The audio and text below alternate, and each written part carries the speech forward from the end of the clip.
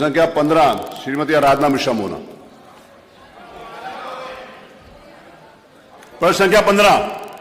माननीय अध्यक्ष जी, आपने इस महत्वपूर्ण विषय पर मुझे प्रश्न अनुपूरक पूछने का मौका दिया है। माननीय अध्यक्ष जी, आईटीआई दूर दराज के क्षेत्रों में स्थापित किया जाता था ताकि वहां पे गरीब किसान मजदूर के बच्चे पढ़ सकें, पर जिस तरह से इस सरकार ने पीपीपी मॉडल पर आईटीआईज का संचालन शुरू किया है, उसमें अरे देखो, आप लोग हाउस नहीं चलाओ प्लीज, आप बोले मोना जी।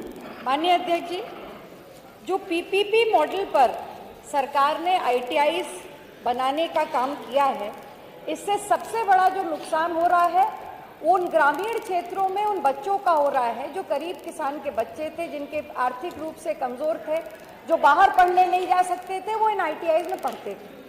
पीपीपी मॉडल पर होने लगभग 2017 से लेकर के अभी तक सरकार ने लगभग 34 आईटीआईज बनाए, जिनको इन्होंने पीपीपी मॉडल पर रख दिया। आज की तारीख में 32 भवन बन करके तैयार हो गए और 24 संस्थान पीपीपी मॉडल पर संचालित हो रहे हैं। मेरा प्रश्न सीधा सा है माननीय मंत्री जी से कि जो पीपीपी मॉडल पर ये आईटीआई बने, इसमें जो संचालित नहीं हो रहे हैं, लगभग 8 से 10 करोड़ की लागत से सरकार का धन खर्च हुआ उन आईटीआईज को बनाने में। बिल्डिंग बन करके तैयार हो गई। मेरी विधानसभा क्षेत्र में 2017 में वो बिल्डिंग बन गई थी, आज तक संचालित नहीं हो पाई। काउंसलिंग हुई, जो बच्चों ने, जो आसपास के बच्चे थे ग्रामीण अंचलों के, उन्होंने काउंसलिंग में उसको ऑप्ट किया, पर उनकी पढ़ाई जो हो रही है वो 40 किलोमीटर दूर डिस्ट्रिक्ट हेडक्वार्टर पे जो सरकारी आईटीआई वहाँ पे हो रही है। और दूसरी बात, जो पीपीपी मॉडल पे आईटीआई हैं भी, वो जो फीस ले रहे हैं वो 15,000 17,000 फीस ले, जबकि सरकारी आईटीआई में 7 से 1,000 रुपए तक की फीस होती है। तो ये आर्थिक बोझ जो पड़ रहा है इन बच्चों के ऊपर, वो कौन पूरा करेगा?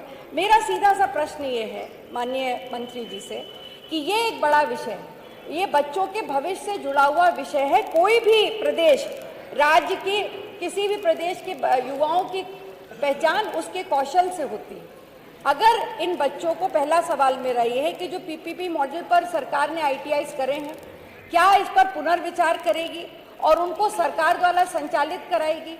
यदि नहीं, तो क्या जो फीस ज़्यादा ली जा रही है पीपीपी